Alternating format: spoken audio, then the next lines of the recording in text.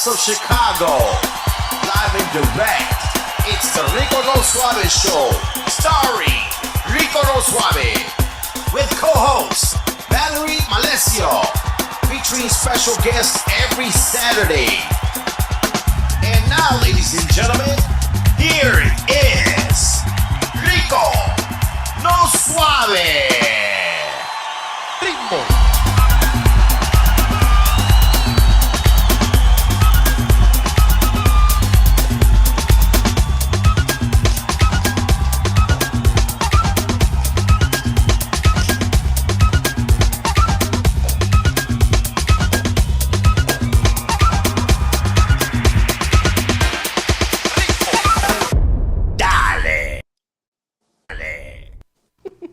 Welcome to the show, everybody. Welcome to the show. It's your boy Rico No Suave here on a 1-2-1-2, ready to go. And each and every one of you guys, and then each and every one of you guys. Sorry, I got caught in the matrix.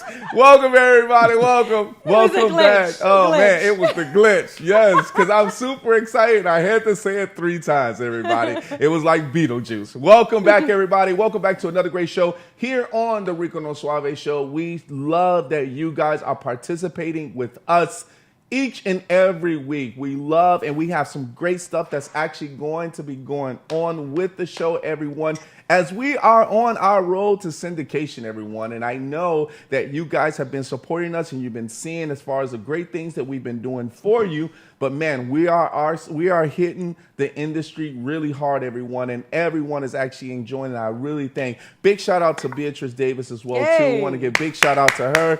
Big shout out to my team, Valerie, everybody that's actually been working very hard behind the scenes to make sure that things are actually going very well. So when you guys see the outcome, it's all about the success of the show. But thank you guys so much. Hoy es sábado, mi gente. Ya tú sabes, man. Otra vez. We are here. But we do got a big announcement that we are starting October 5th. That is a Wednesday. We will be moving the show from Saturday to Wednesday at 7 p.m., right? So that is going to be something awesome for you guys to enjoy with your family and friends in the evening, prime time, with us on a Wednesday. So I am super, super happy to be able to have that. And also, who is super happy that's with me?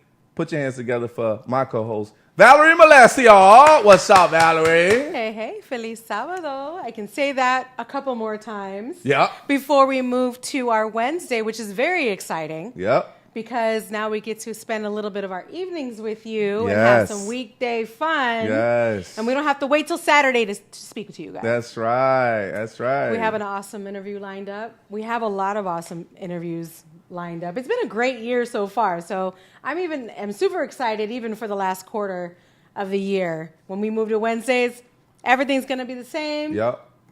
Same platform, same style. Nothing's changing. Just a different day. Just a different day.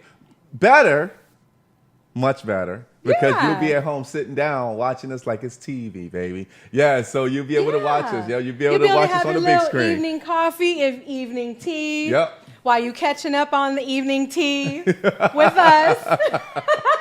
All right, it's going to be a good time. We're super excited about that. So that's going to be a really nice transition. I'm really happy about that. But now our transition goes to our breaking news. All right, everybody, our breaking news. I'm telling you, our breaking news is something that you always want to see. Here we go.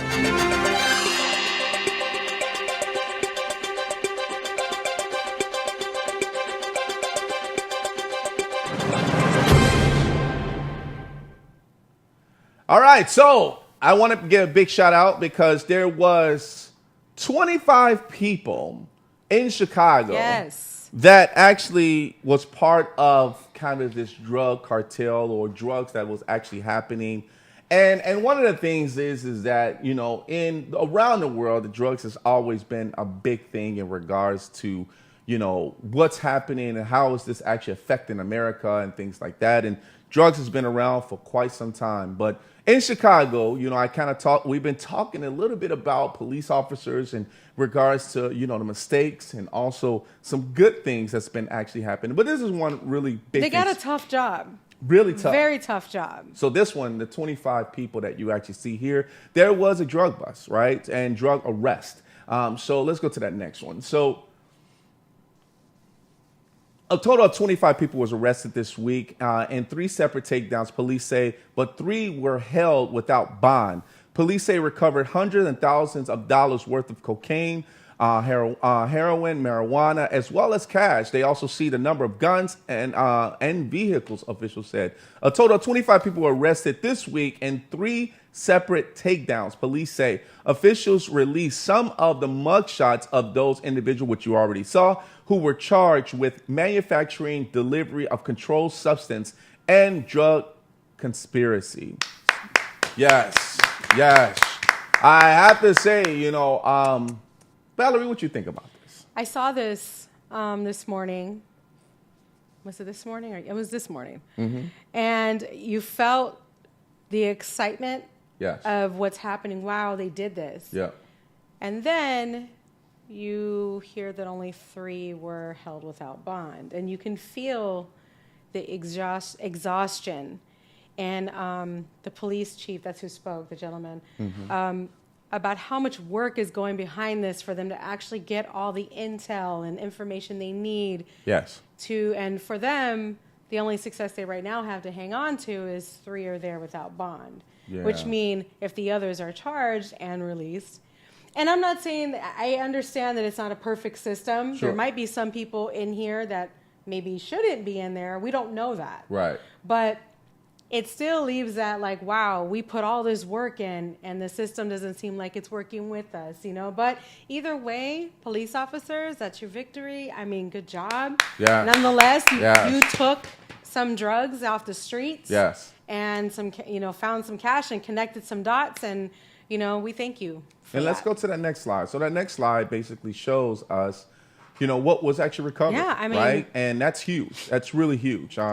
Big shout out to the police department in regards to that. I mean, that's a really, really big, huge I step always get for us. confused when I see and I'm going to have to say this. I don't know who's listening right now, but I always get confused when I see marijuana busts now because I'm like, where are we with that? I thought, so it's sold in the street, though the amount I guess you can get in trouble for. I'm so behind in times. Sure. But it's so much of it's legalized now, how many dollars are we really, is that an effective use of time busting those ones? I don't think it's ever not a good time. You know what I'm saying? I think it leaves people confused. I feel like what are we doing? So, when you see stuff like that. That kind of makes it as, a drug bust that's half right and half wrong. Right.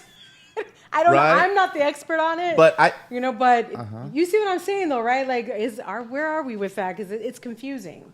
I see it as it's okay because the people that actually supposed to be selling this is the ones that should be incorporated in dispensaries, right? Okay. You're selling it as if you are a drug, and this could be partial of. They're still drug dealing. They're still drug dealing, right? So there's still the concept of it.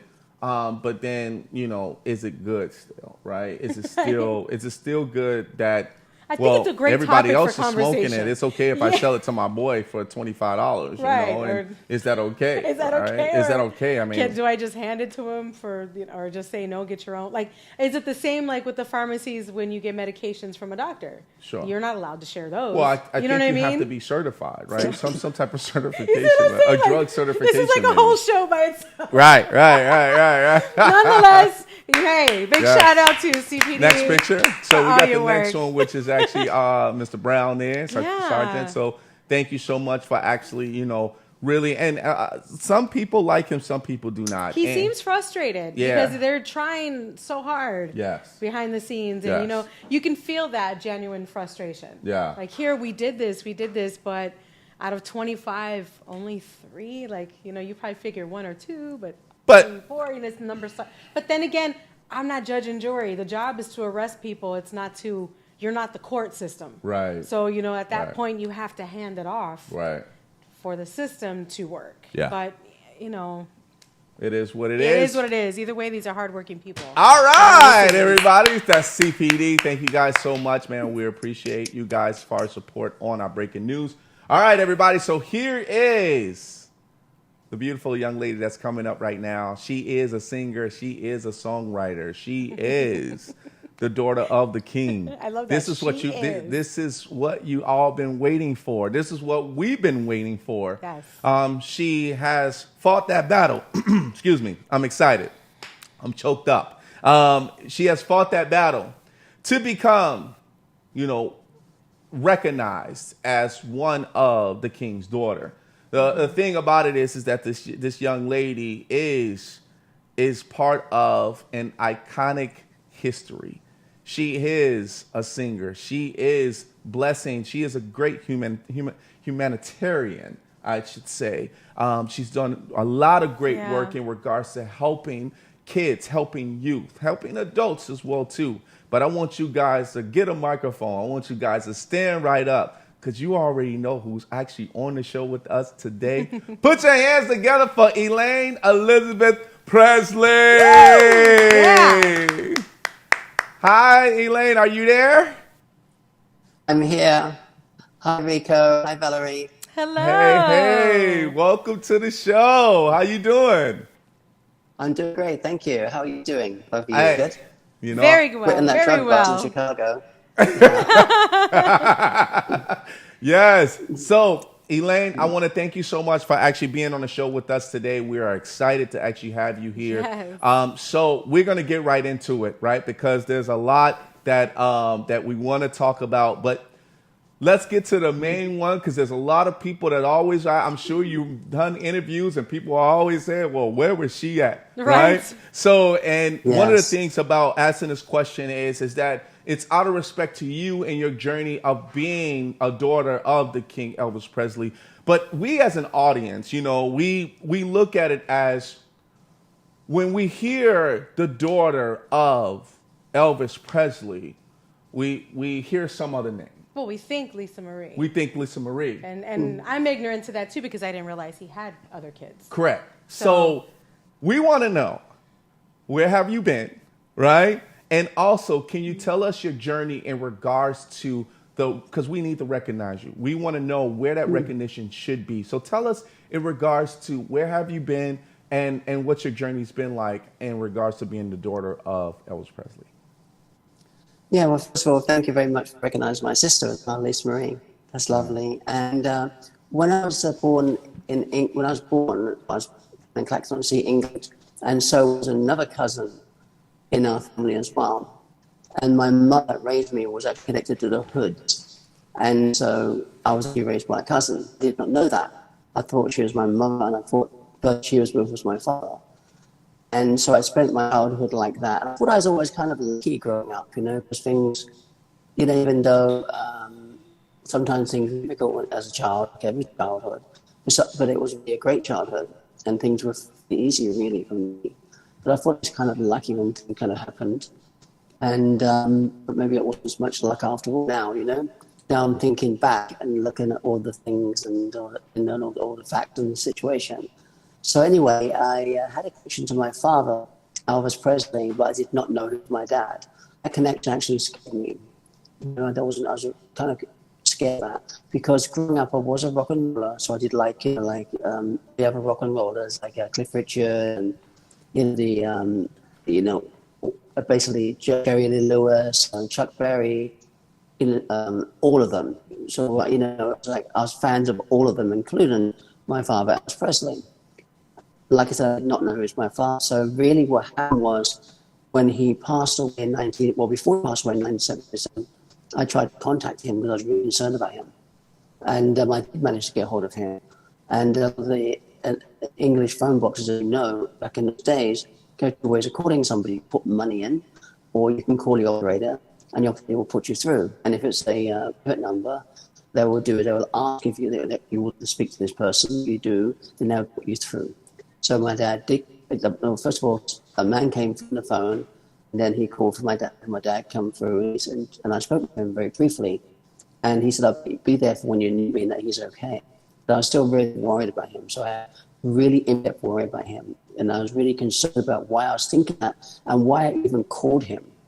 And so when he died in 1977, I was totally shocked, and I had these feelings. I didn't know what they were. I didn't have any rock and roll star, things like that. So, Wow.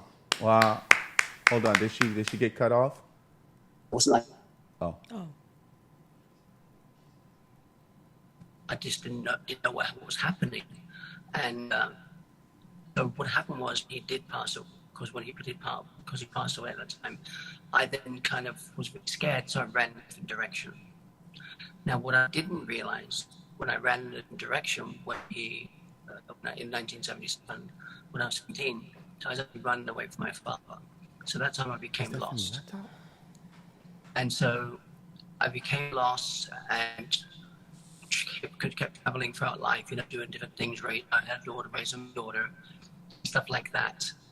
And, and then of course, I was just living my life really, but lost and didn't know really what I was looking for. I didn't think I was looking for my parents, because I thought my parents were my real parents. But I had this overwhelming feeling in my heart and soul that I was searching for something. And so in 2000.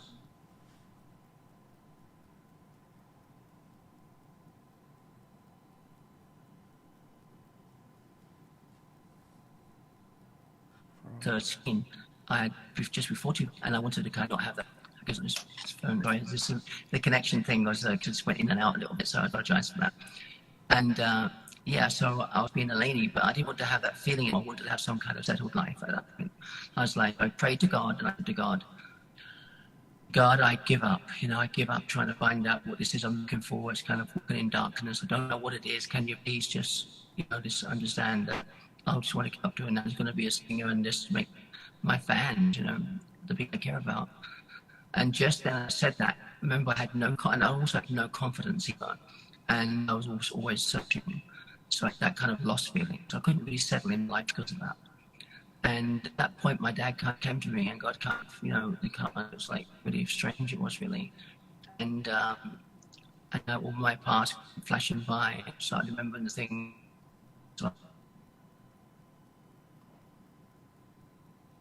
I had mother had told father, "You're not my daughter, you're not my child," this sort of, and all these things, as I was just kind of sitting there, and it was really strange.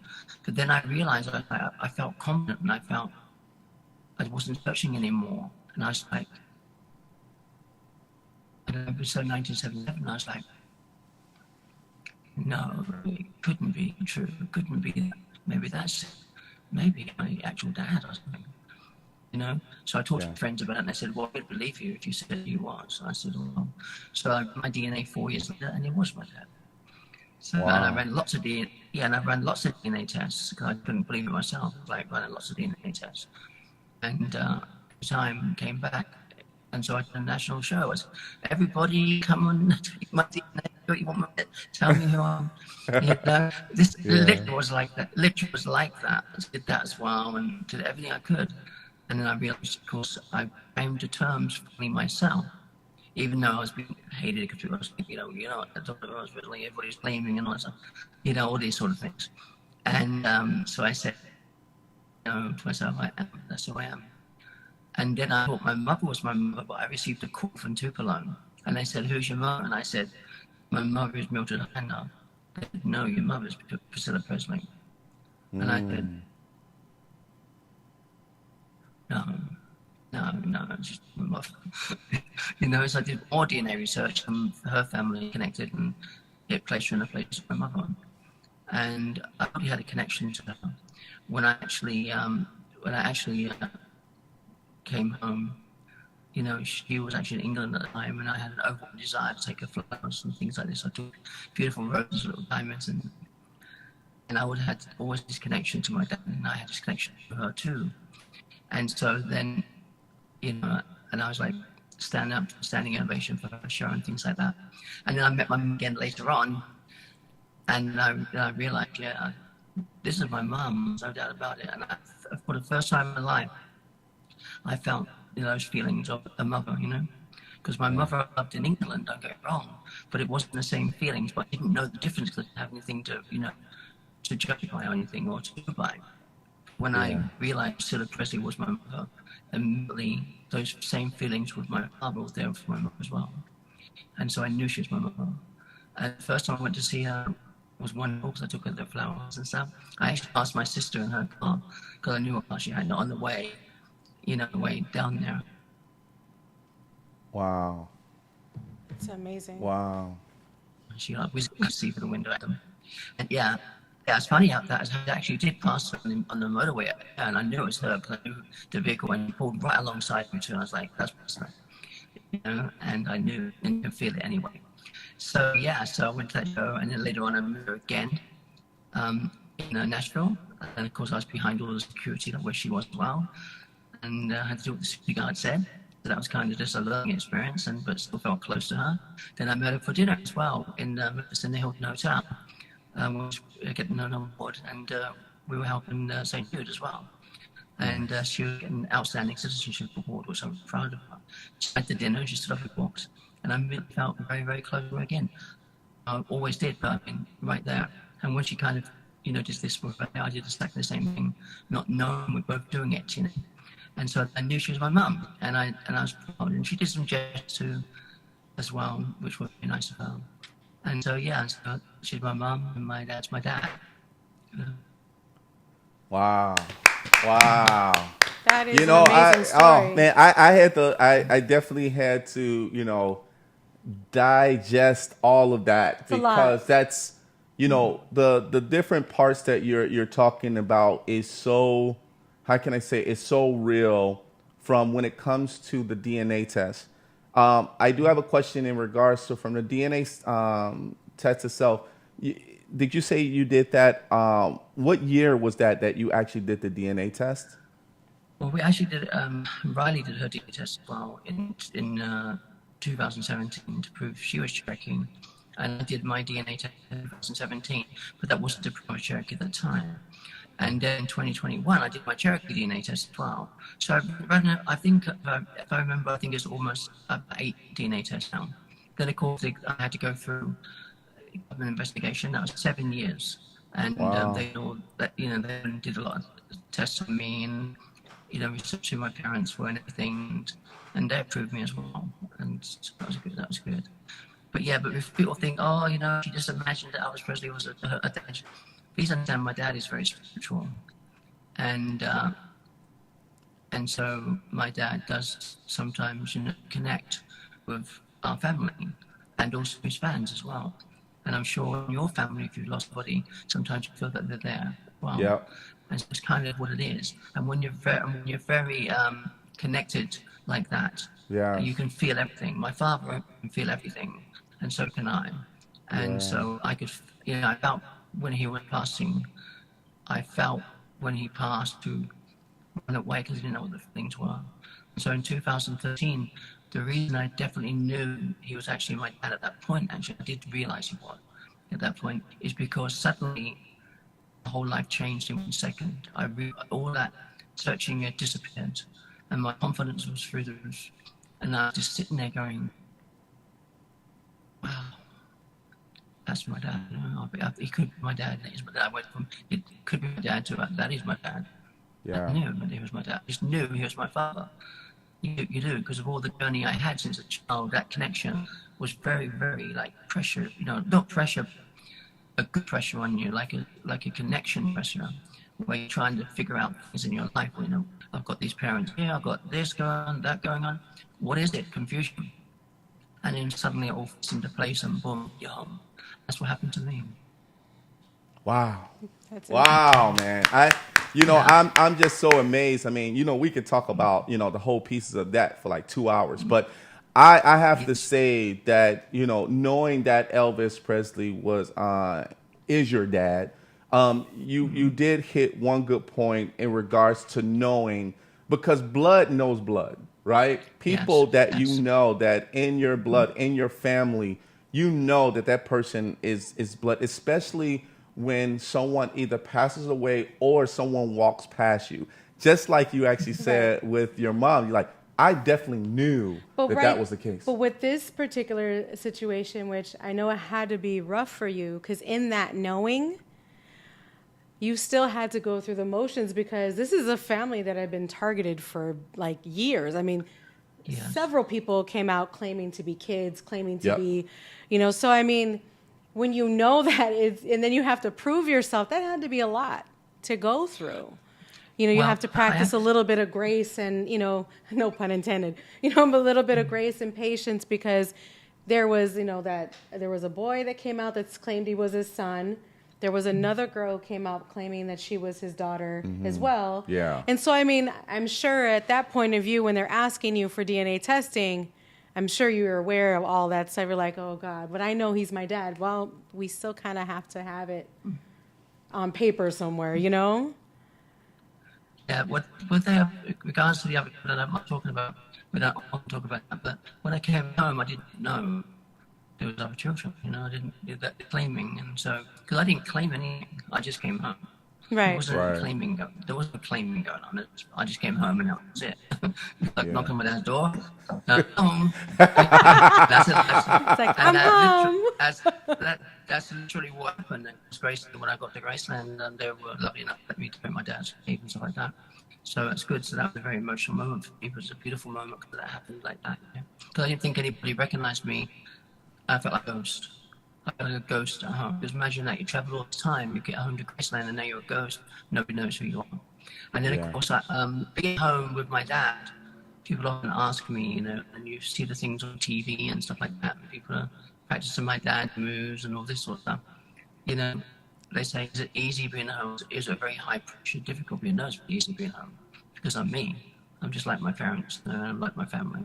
So being home is very easy for me. What's difficult is the actual, what's dealing with the fans and the haters in the beginning. And you talk in hate on level in our legacy of Right. two or three countries attacking you in a world war, you know, Right. is what you're looking at. And I had to deal with that. So That's a lot. difficult. Yeah, that was difficult. So I had to, and then I had to go through a 7-year federal investigation, come home and be home in America and to prove who I was. So imagine I turned up to the airport, all the fans were calling the FBI saying, well, not all of them, but a lot of them saying, this crazy person's coming through saying Elvis's kid. And so they arrested me, and I went through this 5-hour interrogation, and they came out all smiling and says, welcome home, Miss Presley, you're free to go. So they knew something I didn't know at that point, something, but they didn't think. Then of course, in relation to all the other children out there, I had 4 children trying to approach me when I first came home.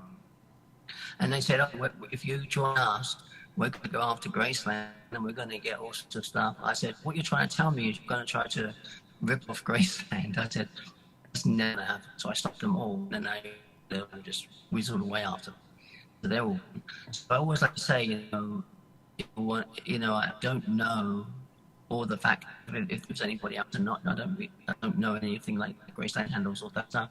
What I do know is that me and my sister are the only one that Graceland, you know. Yeah, man. That's a lot to go through. Yeah, and the thing we have to look at is this is actually home of Graceland. What you have to think of this. Would I, as a child, which I would never, knock on my dad's door and, hey, Dad, I see his house, we're going to have some cash. You know? Right. Right. Can I have some candy? I want to get some candy. Give me some money for some ice cream. You're not going to, you might say I can have some ice cream and candy, yeah. But you're not going to, I was bought candy when I was a kid, so probably from him. But, you know, so you wouldn't do that if you're, you know, and I wouldn't do that. I'd never do that.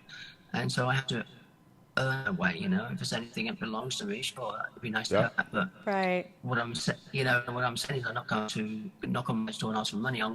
What I did ask is, can I come home and work and help our legacy and help our family?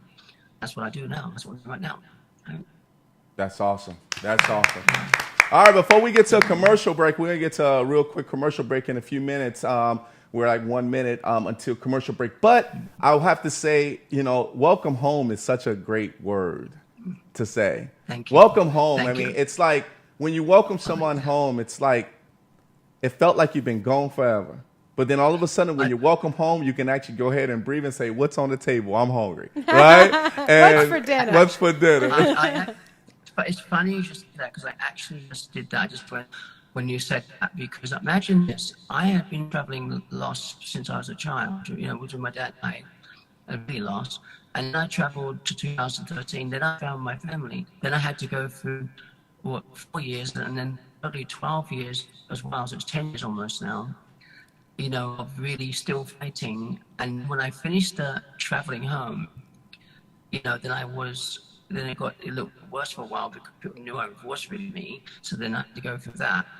And then I was like crying out to my mum, can I have dinner break with you guys, you know? And I didn't get to do that yet properly. I had dinner with my mum in Hilton, but we don't go to not spoiled mum. I loved that dinner at Hilton with you, and it was wonderful. But it'd be nice to have a family Christmas at home to Graceland with you guys when you finally get to all together. And I know we can't get together all the time like that, you know, and we've actually lost Ben, which is tragically horrible, so it would be very difficult now. But when I first came home, we had been still, God, praise to Ben, you know, with all my love, but it was devastating, and still is devastating for me and all of our family. But before all that happened, I was asking, can I come up for dinner, you know? And what you just said, exactly what I was feeling like. Yeah, yeah. All right, Elaine, I'm going to have you hold on for at least 30 seconds. We're going to be right back. All right, everybody, you already know we have Elaine Elizabeth Presley on the show with us today. We'll be right back. Here we go. Cars will break down, and when they do, it's too late. If your car is out of warranty, it leaves you with two choices. Get stuck paying for expensive repairs, or one phone call to CarShield. Their administrators pay for your covered repairs so you don't have to. Your coverage includes roadside assistance, towing, rental, and so much more. Plus, with their nationwide network, you choose the mechanic or dealer. Best of all, there's coverage for every wallet size. Make the smart call before it's too late. Call CarShield today. Welcome back, everybody. Welcome back. Yes, welcome back. We are here with none other than the beautiful Elaine Elizabeth Presley. Yes, we are. How you feeling, back. Elaine? Fantastic, thank you very much. Good. Yeah. I love that you're feeling fantastic because I feel wonderful. Well, I know we've taken you down some, memory lane. So, I'm sure you're probably tired of telling the same story over and over and over again. But we are very excited to have you here. Yeah, I'm very excited to be here. No, it actually helps me, actually, because just keep, don't want to ever forget. I never want to forget how lost I was and how I had no confidence I was. And when that time when I suddenly came home, I was totally me and I didn't have any of that stuff going on anymore. That I was really a real person. I knew who my father was. So I never want to get that moment between when I was lost and when I wasn't lost. Because it literally in a second, it was crazy. It was like in a second, it was like, you kind of grew spiritually, and I realized I was me, and then I suddenly, oh, I feel great. Yeah, I felt like that before. And so I don't want to forget that. So when I talk about this, how to remind that moment keeps you very, very grounded. Even I am grounded. I'm a Graceland. Yeah, that's love. Yes. Well, I know we have to go on to some of your most latest accomplishments and stuff, but before we move on, just let us, my question would be, what is the current, relationship with yourself and your mother and your sister? Like, how is going through that whole journey of reconnecting, like, to date, how is your relationship with them today?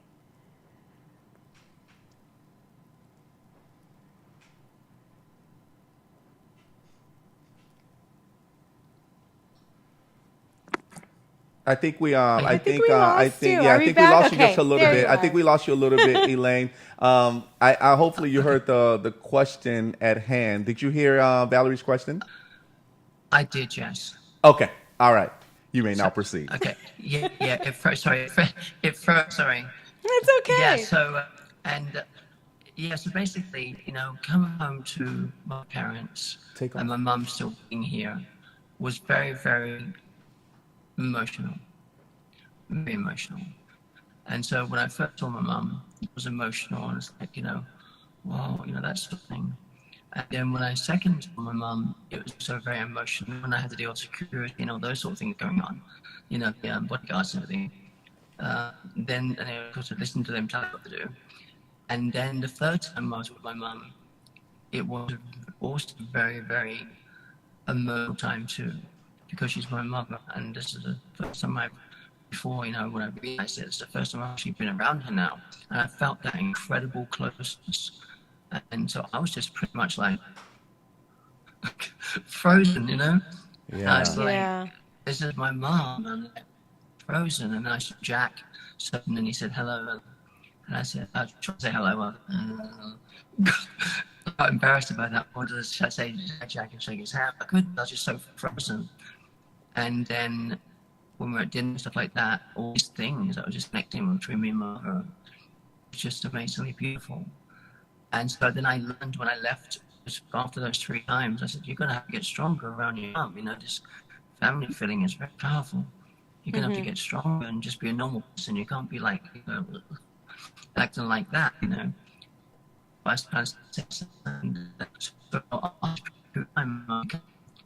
that now I could meet my mum and pretty normal around her. But before, just in shock and just like frozen with emotion, overwhelmed by emotions, lovely emotions, wonderful emotions. But you just can't move. You know, you're not like if I was to meet any celebrity, I would be like happy to see them, but I could walk up to them and be like, you know, maybe a bit in awe, but not the feel I had like my other feelings. That was totally different, you know. And I'd say, "Hi, how you doing? Nice to meet you." And I'd go home. But this is my mum, and his feelings are much deeper and much, you know, like feel them through your whole soul. And you didn't feel that with the other parents. Because they proved they weren't my parents, unfortunately. I did love the first mother very much. But I love my mum too, you know. Yeah. You know, there's nothing like a mother's touch, and there's nothing that I would say that when you actually meet, you know, someone that you have dreamed about or actually, you know that, hey, at one time I'm going to have to meet my mom face to face. At one point in time when this is going to actually happen, it's going to be, you know, a sigh of relief, but happiness and confusion. Right? All the That's questions. that's what it was. Yeah. I knew she'd understand that. That's what it was actually. So how's it with my mum? I feel really good, and my sister, I feel it really good. Actually, I feel it spiritually, and I feel much better now, you know. I feel much better, and I think they do too. Because imagine you come home, you're like this, Right. Right. you know. But we do. Well, there's a couple things. I mean, first you have to deal with the fact that the woman that was raising you thought was your mother, correct, for a long time, and then you find out that they're not, and then you find out that your mother's Priscilla Presley, and you're like, wow, okay, this is a lot to digest. Yes. So, well, congratulations on your journey and all the discovery, and I'm sure you're still discovering, you know, things about yourself and your family. Yes.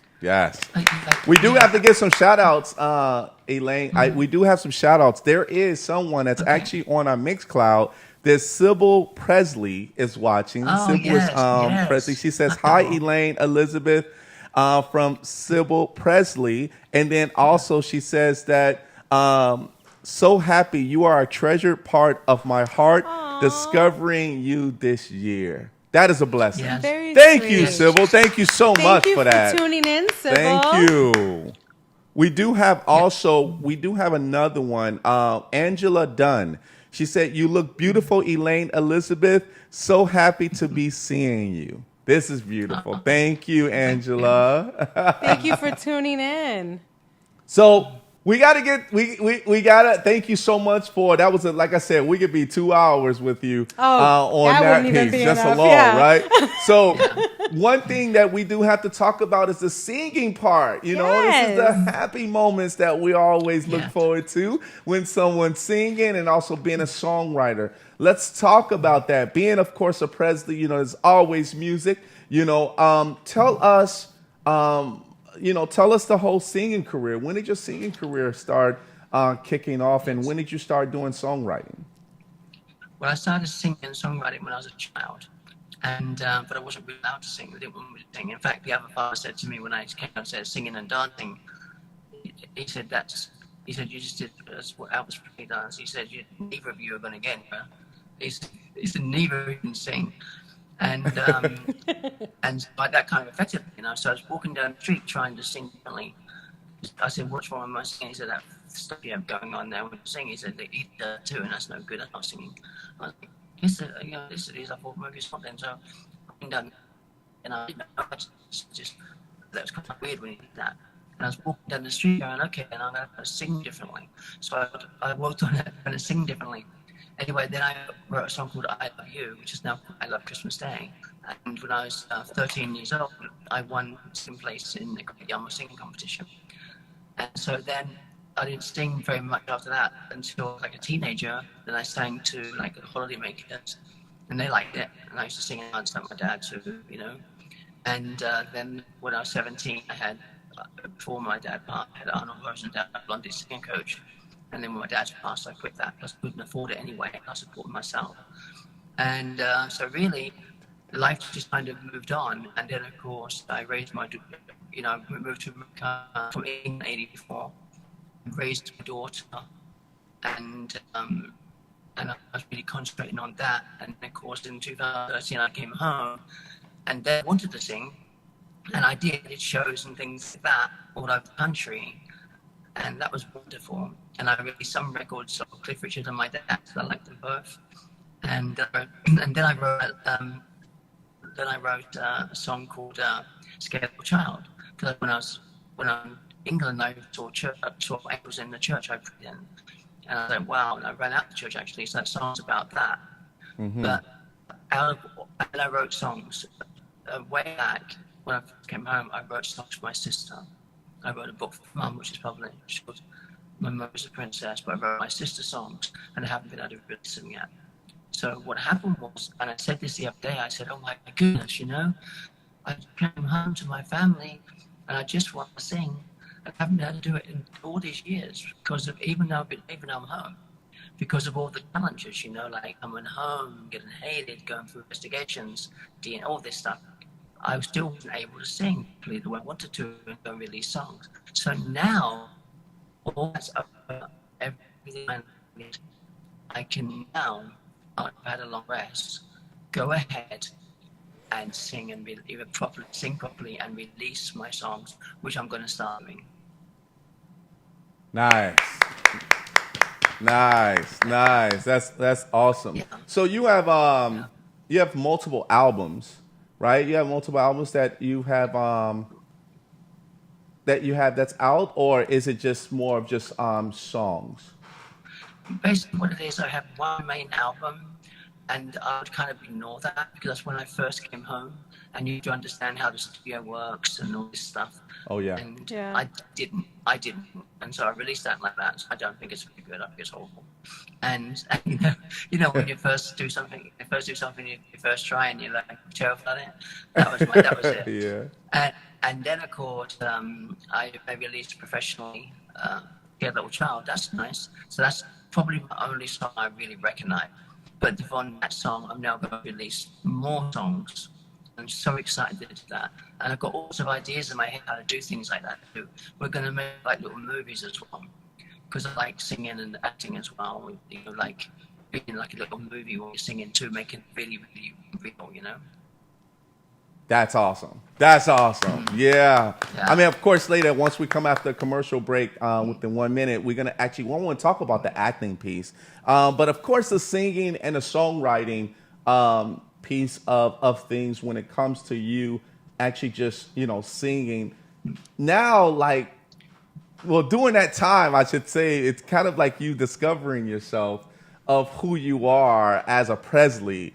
And when you finally, like, I know you just wanted to sing a lot when you finally knew that you were actually a Presley, and it's like, listen, this is going to be good. You know, this is going to be awesome, because now it's almost as if, hey, I'm not alone now, right? It's know exactly that you have the backing behind it. So, man, congratulations to you on that. You know, I think we're going to take this commercial break. We're going to do this commercial break right now. So give us 1 minute. Elaine, we'll be right back. Everybody, you already know we got Elaine Elizabeth Presley on the show with us. Yes. Thank you. Hello, my name is Ken Mears, and I'm the founder of Great Healthworks, the makers of Omega XL. Those of you who are searching to address your aches and pains and your soreness, Omega XL is for you. I had pain in my shoulders, my elbows, pretty much hurt just to drive the truck. I was having a lot of problems with my knees. I was in a lot of pain. You don't need to live in pain. Inflammation is controllable, it can be managed, and it's fixable. Omega XL has made my job easier. Thank you, Omega XL. Got me back to work. Just give it a try. You'll be happy that you did. I've been so happy I can just take Omega XL, and it makes a huge difference. You're going to feel the difference, and it's going to make a big change in your life. Omega XL works. Call now, and when you buy one bottle of Omega XL, you get another absolutely free. That's 2 bottles of Omega XL for only $39.95.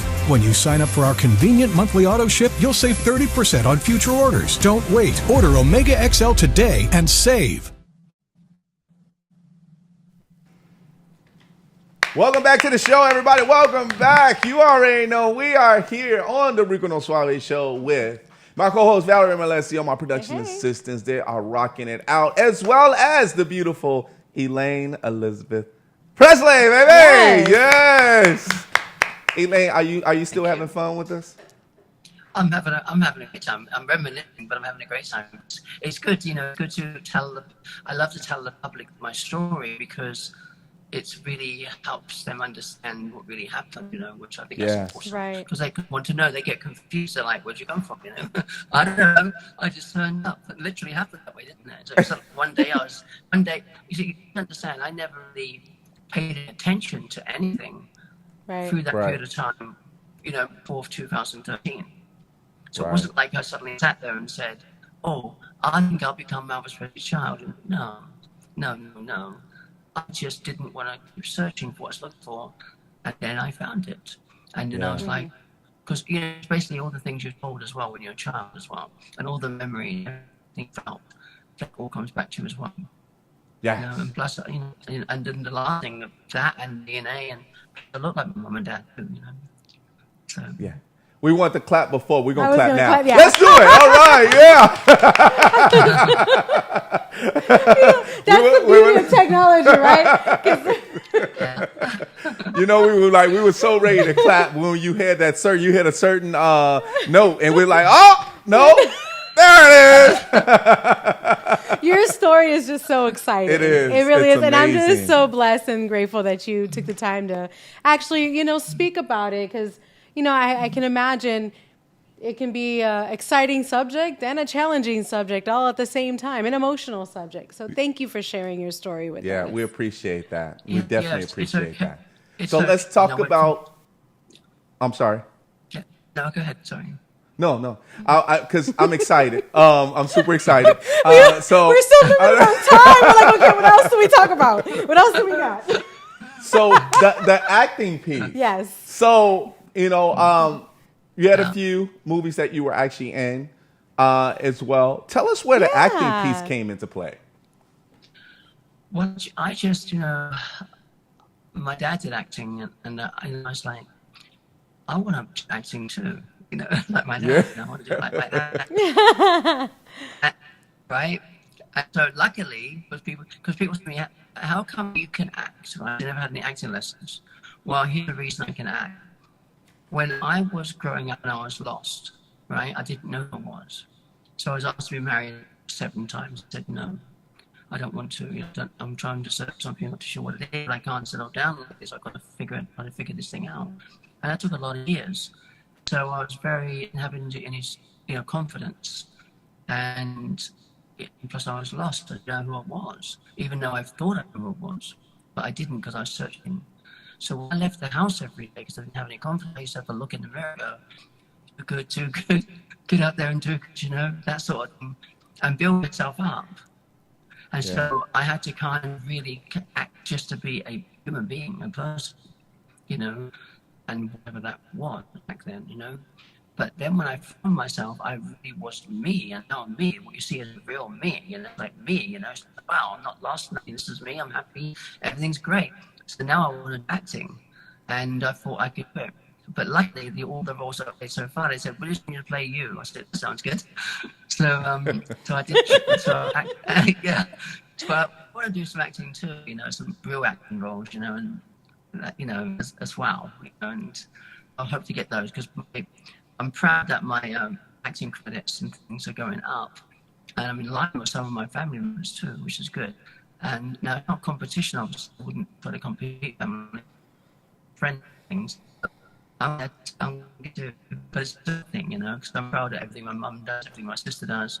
There's no jealousy, nothing like that. But it's that when I actually get a role and I do well, we all celebrate each other, sort of thing, you know, and stuff like that. So I need one more movie that's a hit movie, because I've done Chore now, and Chore is a street movie. Now my life, honestly, sometimes is like a comedy show. I think the same thing was with my dad. Everything happens to us in our family. So I picked this movie with Big Benny Kane and Jimmy Walker, and my role involved real life stuff, real life street gangs and things like that. So I had to go onto the scene, and there were real threats of real gangs going on, and I had to go and sing. You know, I had to go and sing in the ghetto, you know, snow flies, like that, and in the studio kind of, and that was my role, singing part of that song, and wow. But I was with real gangsters, and because the director wanted to make things and keep things very real. And he did. I was like, ugh.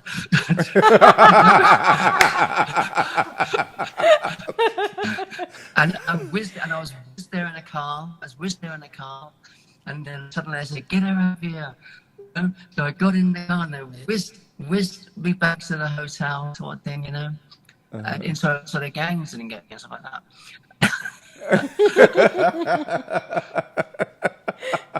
Oh, that's cool, man. That's awesome. Yeah. You know, acting can be, you know, I did a little acting in my life. Yeah. You know, I did a little acting in my life. You know, you know, I want to let you know that, Elizabeth. You know, if you ever want to do an acting gig with me, let me know. You know, I'm here in Chicago. You know, Rico's available for script reading. If you need a partner, he will read some scripts. I might even need a soundtrack from you. You know what I mean? I might need a soundtrack, Elaine.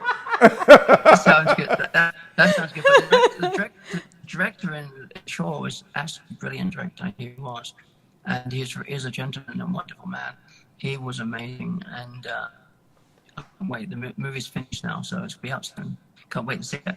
Can't wait to see me do my first part of the acting role. And I was always confused too, because they're like trying to give me these instructions, and I was like, oh, okay. You know, and then what they said to me, they said, "Okay, how do you want to do this?" This was great. They recorded that for that part of the movie. They said, "Okay," because the studio engineers and all that stuff, you know, they get always excited, and so they're like all standing there, just kind of staring. And they said, "How would you like to do this? Would you like to this certain way?" I said, "No, I'm just going to go in that box. I'm going to sing, and you're going to record it. How's that sound?" They're like, sure, we don't normally do it like that. Can you, like, you know, do it along with this? I said, "No, I'm just going to sing. You just follow me." Right. Right. And that's what we did. That's what we did. And the same thing from the Leonard Skinner band. I was with the Leonard Skinner band singing, and they said, "Well, you follow us." I said, "Oh no." I said, "I do a lot of crazy stuff when I sing. You follow me." They did. I can imagine what your face was like. Yeah, because me and my dad, when we go on stage, you know, we don't act, we start acting, okay? When we do the dances and stuff like that, and we sing, it's not acting, none of that's acting. So when we go on the stage, we have a band, we have to have them follow up, we have to make sure they understand, and whatever I do, just do it with me, because I'm reacting to my audience, you know? Mm-hmm. And so that was a really crazy time. So I said, okay. So there I was, and I was going, you know, so there I was on the stage, and I was and I felt this vibe like that. And I was like, well, that's so, and we kind of did like that sort of. And then we got even crazier and more crazier, and the audience loved it. So that's great. You know? Wow. So I'm sure that energy was crazy, though. The energy had to be crazy. Yeah. Well, it always is. And another thing you have to realize with me and my dad, you know, it's a love-hate thing with some people. And so when we go to do something, we have the combination of love and hate. And my dad had the same thing. I'm kind of proud I have that, because if I didn't have that, then, you know, would I be as good as I am, you know, now, you know, because we have that natural self. And my dad had the same thing. So when I walked on the stage, like one time when I was singing to go and meet Chuck Berry, actually was in the restaurant, and all I did was play jukebox, right? I all then turned around and just stood there staring because of the show. So I started singing a song. Mm-hmm. And then when I finished singing a song, they all loved it. And then the guy walked up past me, which was just classically brilliant. I love this. He walked past me and my shoulder. He looked at me and he goes, Presley, that was shit. And I thought, this is great, because this is the sort of stuff my dad happened to him. And so I love all that. You know, I love when you the love and the combination of the vibe of kind of, I guess, jealousy there, you know. So it's kind of, unfortunately, something my dad happened to. Just we have to deal with. Kind of a combination of love and hate, sort of. You know? Yeah. You know, we got to also give a few shout outs. We got Patty Escobar checking in. Happy Saturday to you. John T for free is checking in. What's up, John T? He said, wow, an incredible story, Elaine. Thank you for sharing. So, you know, how can I say this? You know, we're like 4 minutes away from the 1 o'clock hour, but I have to say that, you know, just listening to all of the different aspects of what's going on as far as within your life, Elaine, is such a great feeling to know that you went from the struggle to relief. And from struggle to relief, you know, the storm is only there for the time being, but you know what? You fought through that storm and you actually found the sunshine. And when you found that sunshine, I'm like, wow. It's such a beautiful thing when they say there's always a light at the end of the tunnel. But I have to tell you, that tunnel was long for a little bit, but then you found your way through the end of that tunnel, and there you have it, the Presley, you know? And I think that's something that you should always be awarded just for your consistency, right? And also finding where you are. It's been an amazing journey for you. Yeah, they say you're very brave. I said, I don't really, because I'm home. Where am I going to go? This is my family. Right. You know, there's no I've got a family. This is it. You know, there's nobody else claiming me in the world. We're throwing my DNA all over the world to try to prove that. And so this is family. So I didn't really have a choice but to go through that. And really, when I got into my journey and I'd won the case, my confidence. One of them called me up and says, how are you doing, Elaine? I said, I'm doing good. He said, well, congratulations. He said, no, it's going to get a lot worse. I said, no, it's not. No, it's going to get better. It's because now I'm okay. Everything's good. I'm going to go sing. He said, not quite, young lady. He said, you're going to go for what's with the fans and everything happening to you. And he said, what you just went through is nothing compared to what's going to happen next. And I didn't believe him. I was like, no. I said, no, I'm home now. Great.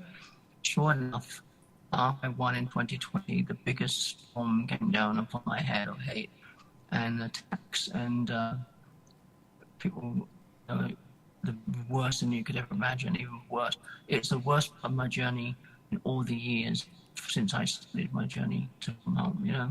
Yeah. It was the worst. So that lasted about 8 months.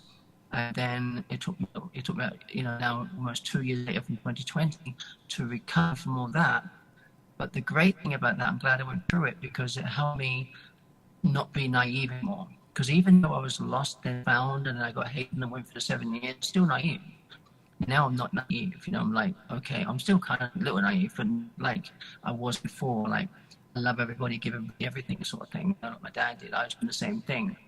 So now, yes, now I'm strong, I am home, and I'm ready to work and do music, movies, and foundation work, everything. We have a foundation, and Sid Presley helps give out $10 at Graceland for the foundation as well. And you know, she did wonderful things as well back for Graceland. I'm an Elvis fan. You're an Elvis fan. She has a book out for that. And she's a wonderful lady and she does a lot of wonderful things for other people. And she's part of our team Graceland, we've called it, yeah. And we give out teddy bears and things to people who won't come to Graceland, and roses to their parents. So yeah, now I'm good. But it took me getting to the end of my journey, then having the devil come out and get me, and then having recovered from that. Now I've recovered from that. I am okay now. Now I'm good. I think she froze up just for a little bit. She'll be back, of course. Work.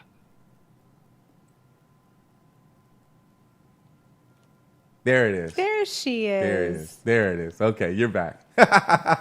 Yes. Can you hear us still? Yeah, so now I need to get to work basically. So I'm good. I'm good to go now. So now I'm home, happy, content, secure, and wise. And that's all the things that happen when you come home. And my dad was in control, really, from heaven. At the end of the day, you know, he's really in control from heaven. My dad is a very amazing man, and my mum and my sister and my fans will tell you that they feel the presence of my father many times, and he did come here for people, you know. Yeah, that's love. That's love. Oh, man. He's got such a strong following, even to date. I mean, there are people that just feel like they're so close to him, like they have these rights to him, you know, like they have clubs dedicated to him, and, you know, like all these special occasions and things specifically dedicated to your father. That's got to feel surreal, you know, that you get to see the contrast because you didn't grow up in that, so you see the contrast versus, you know, what, you know, a child that is not, a lot of kids that grow up in that environment don't understand the difference because they're just used to it. Right. But it's kind of a blessing that you actually do have the contrast. I have the contrast, and what my dad delivers there, we're all very proud of that. My dad belongs to his fan, you know, our family is his fans, you know, at the end of the day. And so he's there from heaven for everybody, and that's wonderful to say. And so so is my mum, and so is my sister too, and me. Yeah. Absolutely. So, you know, Elaine, you know, I know you want to go 2 hours like we would like to. God, we want to just keep you and talk to you for another hour. We're going to have her back. Yes, we have to have you back. But I do want you to give a shout out as far as to my mom, right? I want you to give a shout out to my mom. Her name is Blanche, right? I just need you to do kind of like what we did, you know, when we were before the show, behind the scenes. If you can go ahead and give my mom, Blanche, a shout out, that would be awesome. Blanche, this is Elaine Presley, Graceland, and I'd like to say you have a wonderful son, Rico. I can tell, I can feel he's a wonderful man. And happy birthday to you. I hope you have a wonderful, beautiful day for me, my family, everyone in Graceland. We wish you a happy birthday and many more to come. Lots of love, man. Thank you. Thank you so much. Thank you. Aww. So I got something for you. Before we get out of here, we're going to, of course, put up your social media, but I got something for you. I have a shirt. I have something for you. So this is for you, love. You know, this means a lot to us. This means a lot to our show that we are giving this to you. Yes. And behind this shirt means that there is all of the struggle that you actually went through, all of the storms that you have went through, and then you're in the light. You being very consistent, but also being strong to know that you are a Presley. And you also being a singer, a songwriter, also keeping that tradition of a lovely voice. Just like Angela said you have a beautiful voice. And one thing is that this shirt consists of a lot of the gems of the world. You are that special and shining bright gem of the world. So this is for you. I'll be sending this to you if I start working with Amazon, I might actually have my outfit and I might show up at your door. So that might happen too. So this is for you. I'm sorry.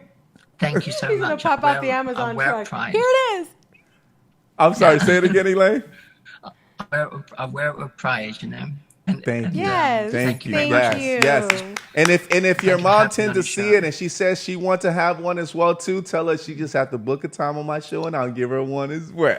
Because we would love to have her. And your sister. Let's just say the whole family.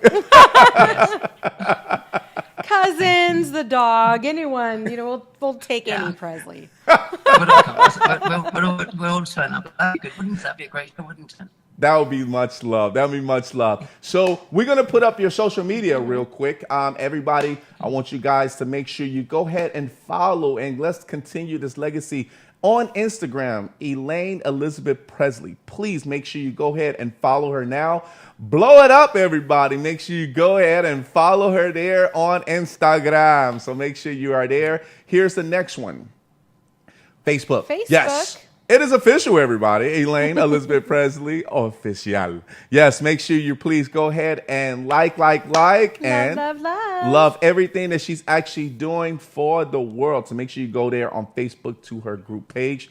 And here's the next one. We have a website, everybody. So make sure you go to www.elaineelizabethpresley.com. Right? Make sure you please go there and actually find out all of the information. She even had our show as far as the calendar telling, hey, you guys better make sure you go ahead and tune in on the Rico No Suave show here today. And everything that she has coming up on her calendar and anything that you want to find more about her, please do this one. Okay, so the last one we have is it's part of the Presley Foundation. So alignable.com Memphis-TN, you already know, Tennessee / the Presley Foundation. So if you can give us a little bit of brief description in regards to that, Elaine, in regards to the Presley Foundation. Yeah.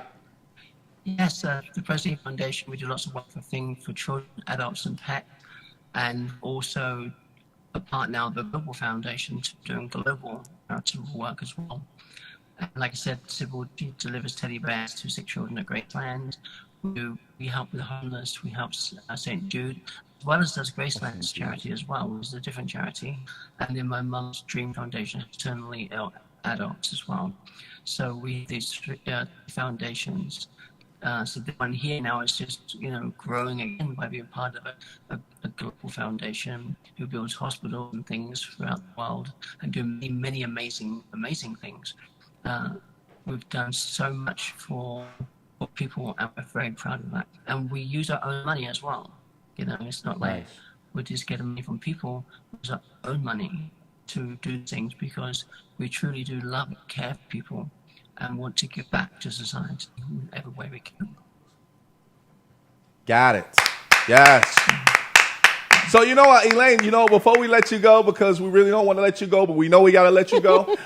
So there is some photos that you sent me, right? And of course, I want to show the world the photos that you actually sent me in regards to, you do have one that you actually have kind of like, it almost looks like a uniform. I think it's helping the children. Let's bring this one up. This one, Children with Cancer, the UK. So I love this. And, of course, cancer has been one of the #1 top diseases that affects the world when it comes to humans in general. But, of course, our children, which is our youth. So are you still doing things with the children with cancer from the UK? Absolutely. That was the UK. I ran the London Marathon for that. And I'm also going to be doing another 5K one in about 2 months from now. Okay. And so, yes, I still do lots of work for children throughout the world, and also England as well, that same charity, and also St. Jude in America as well. So yes, we do, and we give out teddy bears and things to young children, which does make a big difference. It makes a difference in their lives. The smiles. Don't have the one with that little child, Graceland. She was a lovely little girl, and we gave her. Nice. And she was so happy and lovely. That's beautiful. That's beautiful.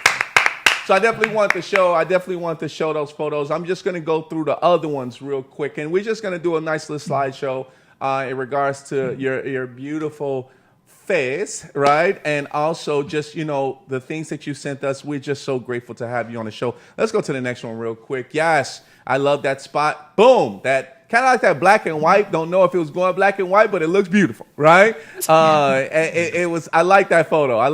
Great picture. Let's go to the next one. So then we have this next one. Oh, yeah, baby. Yep. So I like that photo as well, too. Thank you so much for blessing us with the photo. And here's the next one. Yeah. You see how that transition? I like the transition. And almost I like when they transition the face. I really like that. It's just such a beautiful thing, baby. Right? I really love that. You're so techie. I am. I'm such a tech guy. I'm sorry, Elaine. I'm such a techie guy. I'm a nerd. I am a nerd. So, yes. Elaine, I want to say thank you so much for being on the show today. We really appreciate you. And I hope you enjoyed it. Rico and Valerie, thank you. It's been a wonderful honor. And happy birthday to your mum. Happy birthday, ma'am. I'm sorry, say that one more time. Kind of cut out. Oh yeah. Oh yes. Thank you, Rico and Bella. It's been wonderful being on your show. And one more last time, happy birthday to your mother. Happy birthday, ma'am. Oh, yeah. Thank you so much. Much love to you. All right, Elaine, we're going to let you go. We're going to say goodbye. Everybody wave, even though she can't see you, but wave anyway. Thank you, everybody. Thank you so much, Elaine. You have a Bye, great day, and Elaine. I'll be Thank in you so contact much. soon. Put your hands together, everybody. Elaine Elizabeth Presley. It's Elaine Presley. Have a good day. Bye. You too. Bye-bye. All right, everybody. Thank you guys so much once That was again. That was great. amazing show. Thank you guys so much for just getting educated to know that we actually had a Presley on the show today, everyone, and we were honored. I mean, I have nothing Very else to much say. honored, Man, and I very hope you honored. guys learned a lot too, because I no clue, was clueless. It was really, really a fun Yes. and very insightful interview. Yes, it was. But thank you guys so much. We're going to get out of here. But before we get out of here, everybody, I want to thank you guys so much for tuning in. But you got to Thank support you. our social media, right? So we have our social media, everyone. So let's put up our social media, www.riconosuaveshow.com. That's where you find out all of our information. We are coming up with a new website, everybody. So get ready for that. That's going to be the bomb, right? And feel free to give us some feedback. As well. Yes. Send it to Valerie. All right. So here's the next one. All right. Make sure at Rico No Suave Show. Follow us on the Rico No Suave Show. That is our official Instagram. Yes. Make sure you go ahead and follow us there. Here's our next one. Boom. Yes. Rico No Suave Show on Facebook. Don't forget to like. Love. All day, every day. That's what she said. All right, here's the next one, everybody. We are for our YouTubers. Yes, make sure you subscribe to our channel, everyone. Subscribe, and just go ahead and watch all our videos and just help the algorithm so we can just get a lot of views. Thank you so And you much. I can appreciate that. watch the episodes and give us some feedback too. I mean, if you have questions and stuff, it's always nice to hear people, what you're seeing on your side of the fence when you're, the viewing experience. Contact Valerie for more information. All right. Here's the last one, everybody. I am interested, okay? Mixcloud.com/Rico No Suave Show. Yes, on Mixcloud, everybody, just go ahead and get that free account. And It's then free. it goes into a podcast. So afterwards, we go live first, and then it turns into kind of a podcast audio piece. The So audio piece. if you want to re-listen to our videos, we will definitely post it for you guys to relive it again. So thank you guys so stuff. much for everything. All right, everybody, it's your boy Rico No Suave. We gotta get out of here, but I want to thank you guys so much for actually being on the show. We'll see you next week because we're gonna have somebody in the house. It's a comedian, Baby Horchata. It's gonna be here, everybody. So Baby Horchata is gonna be here. And we're gonna be laughing like you would never believe. So we'll see you guys next week as we end off the show just like this.